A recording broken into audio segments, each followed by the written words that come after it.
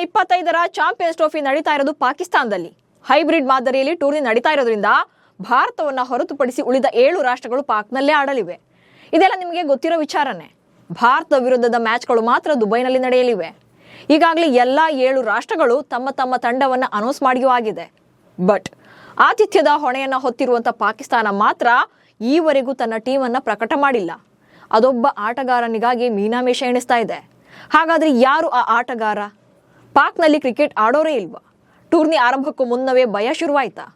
ಕ್ರೀಡಾಂಗಣಗಳ ಸ್ಥಿತಿಗತಿ ಹೇಗಿದೆ? ಭಾರತದ ಪಂದ್ಯಗಳಿಗೆ ಟಿಕೆಟ್ ಮಾರಾಟ ಯಾವಾಗ? ಈ ಬಗೆಗಿನ ಕಂಪ್ಲೀಟ್ ಮಾಹಿತಿಯನ್ನ ಕೊಡ್ತೇನೆ. ನಾನು ಶಾಂತ. ನೀವು ಸುದ್ದಿಯಾನದ ಸಬ್ಸ್ಕ್ರೈಬರ್ ಆಗೋದಿಕ್ಕೆ ಮರಿಬೇಡಿ.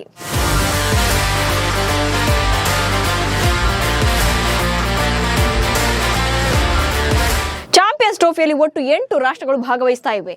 ಎ ಗುಂಪಿನಲ್ಲಿ ಬಾಂಗ್ಲಾದೇಶ, ಭಾರತ, ಪಾಕಿಸ್ತಾನ ಮತ್ತು ನ್ಯೂಜಿಲೆಂಡ್ ತಂಡಗಳಿವೆ. ಹಾಗೆ ಬಿ ಟೀಮ್ನಲ್ಲಿ ಅಫ್ಘಾನಿಸ್ತಾನ, ಆಸ್ಟ್ರೇಲಿಯಾ, ಇಂಗ್ಲೆಂಡ್ ಮತ್ತು ಸೌತ್ ಆಫ್ರಿಕಾ ಟೀಮ್ಗಳಿವೆ. ಫೆಬ್ರವರಿ 19ರಿಂದ ಟೂರ್ನಿ ಆರಂಭ ಆಗಲಿದ್ದು ಮಾರ್ಚ್ 9ಕ್ಕೆ ಫೈನಲ್ ಫೈಟ್ ನಡೆಯಲಿದೆ. ಅಲ್ಲಿಗೆ ಐಸಿಸಿಯ ಹೈ ವೋಲ್ಟೇಜ್ ಟೂರ್ನಿ ಆರಂಭಕ್ಕೆ ಉಳಿದಿರೋದು ಜಸ್ಟ್ ಇನ್ನ 3 ವಾರಗಳು.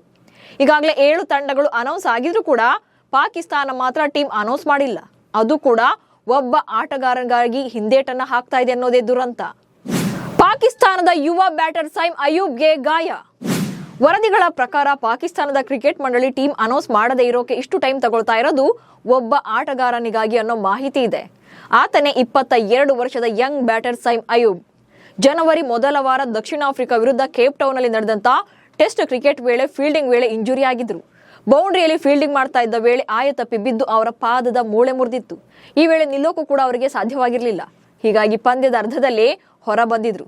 ಚಿಕಿತ್ಸೆಗಾಗಿ ಅಲ್ಲಿಂದ ಅವರನ್ನ ನೇರವಾಗಿ ಲಂಡನ್ಗೆ ಕೂಡ ಕಳಿಸಲಾಗಿದೆ. ಇನ್ನೂ ಕೂಡ ಚೇತರಿಸಿಕೊಳ್ತಾ ಇದ್ದು ಫಿಟ್ನೆಸ್ ರಿಪೋರ್ಟ್ಗಾಗಿ ಪಿಸಿಬಿ ಎದುರು ನೋಡ್ತಾ ಇದೆ. ಇದೇ ಕಾರಣಕ್ಕೆ ಟೀಮ್ ಅನೌನ್ಸ್ ನ ಡಿಲೇ ಮಾಡ್ತಿರೋ ಮಾಹಿತಿ ಇದೆ. ಸೈಮ್ ಅಯೂಬ್ ಅವರ ಪಾದಕ್ಕೆ ಆಗಿರುವಂತ ಗಾಯ ಗುಣವಾಗೋಕೆ ಹೆಚ್ಚಿನ ಟೈಮ್ ಬೇಕಾಗುತ್ತೆ ಅಂತ ತಜ್ಞ ವೈದ್ಯರೇ ಹೇಳಿದ್ದಾರೆ. ಅಲ್ಲದೆ ಕ್ರಿಕೆಟ್ ಆಡೋಕೆ ಆತುರ ಪಡದಂತೆ ಸೂಚನೆ ಕೂಡ ಕೊಟ್ಟಿದ್ದಾರೆ. ಒಂದ್ ವೇಳೆ ರಿಕವರಿಗೂ ಮುನ್ನವೇ ಅಂಗಳಕ್ಕೆ ಇಳಿದಿದ್ದೆ ಆದ್ರೆ ಇವರ ಗಾಯ ಮತ್ತಷ್ಟು ಹದಗೆಡಬಹುದು ಎಂಬ ಎಚ್ಚರಿಕೆಯನ್ನು ಕೂಡ ನೀಡಿದ್ದಾರೆ. ವೈದ್ಯರ ವಾರ್ನಿಂಗ್ ಬಳಿಕ ಅಲರ್ಟ್ ಆದ ಪಿಸಿಬಿ.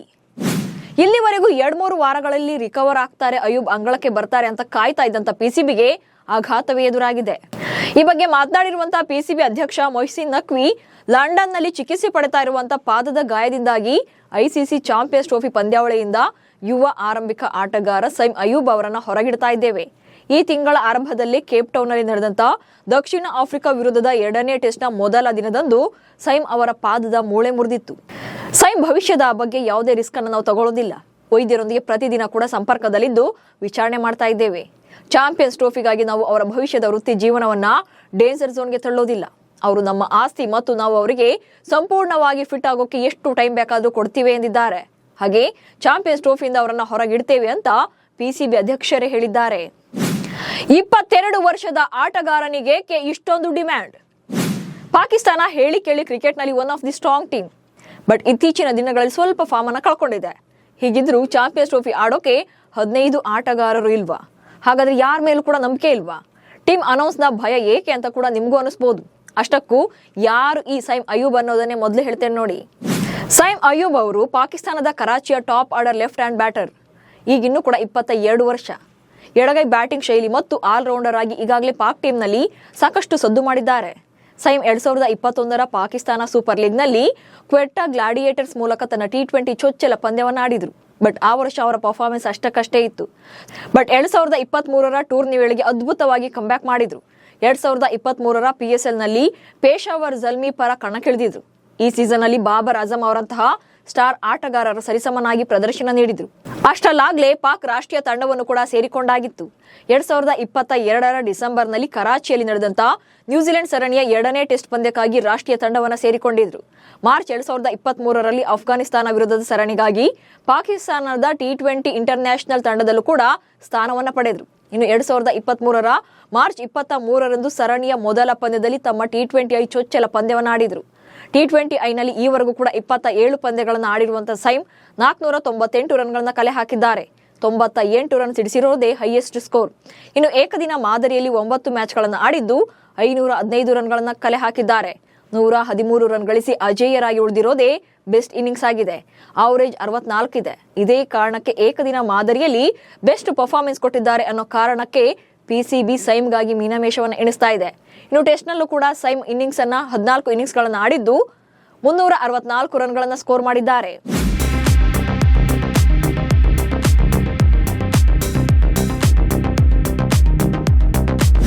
ಚೇತರಿಸಿಕೊಳ್ಳೋಕೆ ಕನಿಷ್ಠ 6 ವಾರಗಳಾದ್ರೂ ಬೇಕೆಂದ ವೈದ್ಯರು.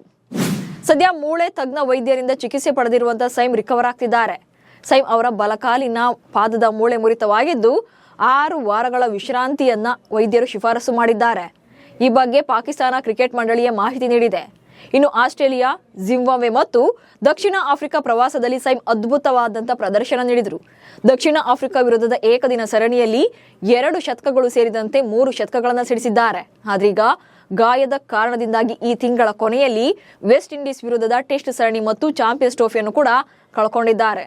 ಇಷ್ಟೇ ಅಲ್ಲದೆ ಚಾಂಪಿಯನ್ಸ್ ಟ್ರೋಫಿಗೂ ಮುನ್ನ ಫೆಬ್ರವರಿಯಲ್ಲಿ ನಡೆಯಲಿರುವಂತಹ ದಕ್ಷಿಣ ಆಫ್ರಿಕಾ, ನ್ಯೂಜಿಲೆಂಡ್ ಜೊತೆಗಿನ ತ್ರಿಕೋನ ಏಕದಿನ ಸರಣಿಯಿಂದ ಕೂಡ ಹೊರಗುಳಿದಿದ್ದಾರೆ. ಸ್ಯಾಮ್ ಬದಲಿಗೆ ಇಮಾಮ್ ಉಲ್ ಹಕ್ ಅಥವಾ ಫಕರ್ ಜಮಾನ್ ಅವರನ್ನ ಏಕದಿನ ತಂಡಕ್ಕೆ ಸೇರಿಸಿಕೊಳ್ಳೋ ಚಾನ್ಸಸ್ ಇದೆ. ಪಾಕಿಸ್ತಾನದಲ್ಲಿ ಮುಗಿಯದ ಕಾಮಗಾರಿ.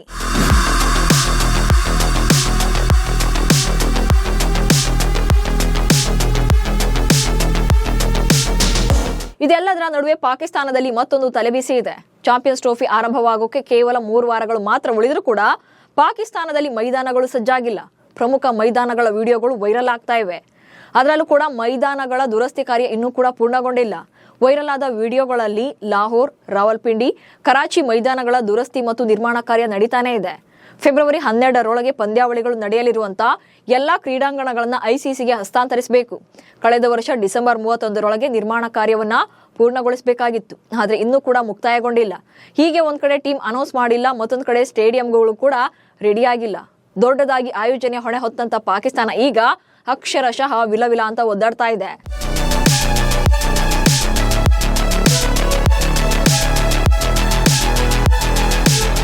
ಇನ್ನು ಇದರ ಜೊತೆಗೆ ಚಾಂಪಿಯನ್ಸ್ ಟ್ರೋಫಿಗೂ ಮುನ್ನವೇ ಅಂತಾರಾಷ್ಟ್ರೀಯ ಕ್ರಿಕೆಟ್ ಮಂಡಳಿಯಲ್ಲಿ ಮತ್ತೊಂದು ಗದ್ದಲ ನಡೀತಾ ಇದೆ.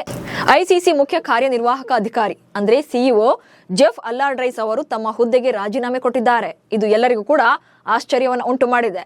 ಚಾಂಪಿಯನ್ಸ್ ಟ್ರೋಫಿಗೆ ಕೆಲವೇ ವಾರಗಳಿರುವಾಗ ಅವರು ಐಸಿಸಿ ಸಿಇಒ ಹುದ್ದೆಯಿಂದ ಕೆಳಗಿಳಿಯೋಕೆ ನಿರ್ಧಾರ ಮಾಡಿದ್ದಾರೆ.